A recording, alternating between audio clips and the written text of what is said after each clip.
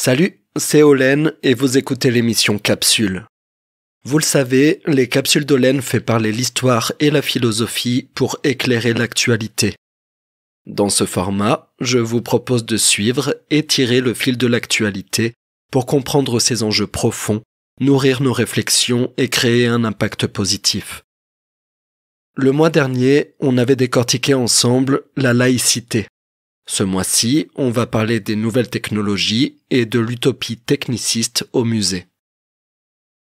Si vous pensez que ces contenus vous sont utiles ou qu'ils peuvent l'être à d'autres, je vous invite à en parler autour de vous et faire un tour sur notre page Tipeee pour découvrir et soutenir l'activité du projet.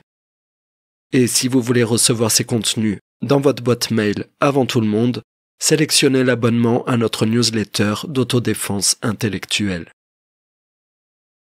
Quel type de spectateur et de spectatrice êtes-vous ?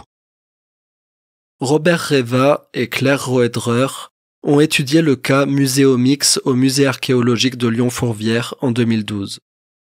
10 équipes de muséomixeurs volontaires ont travaillé pendant 3 jours pour inventer et installer 10 nouveaux dispositifs numériques de médiation à partir de problématiques propres à ce musée de sites archéologiques, mettant en scène des collections provenant des fouilles de la ville et de la région et retraçant le riche passé gallo-romain de la ville de Lyon.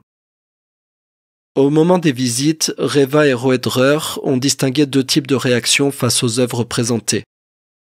D'abord, celle du badaud hédoniste, qui est très enthousiaste et intéressé par toutes les formes de dispositifs.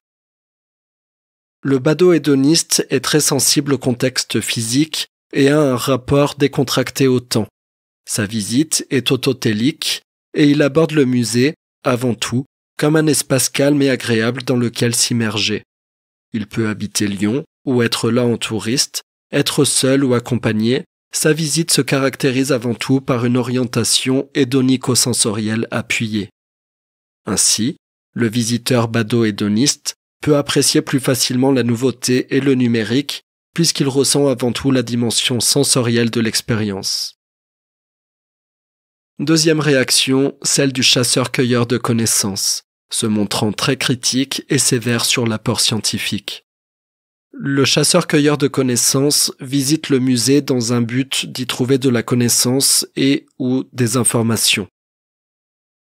Il peut s'agir d'un Lyonnais en quête du passé gallo-romain de sa ville, d'un touriste pour lequel le musée est un élément d'une destination plus large, mais aussi d'un amateur de musée ou de nouvelles technologies.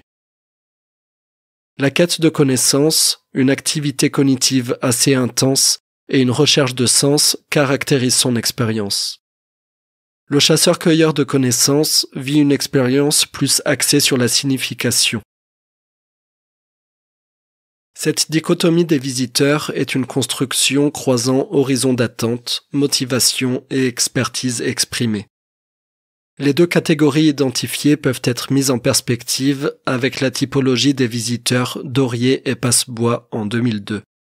Les badaud-hédonistes se rapprochent des visiteurs hédonistes, peu experts, portant un jugement holiste sur la visite, sensibles aux installations ludiques qui stimulent les sens.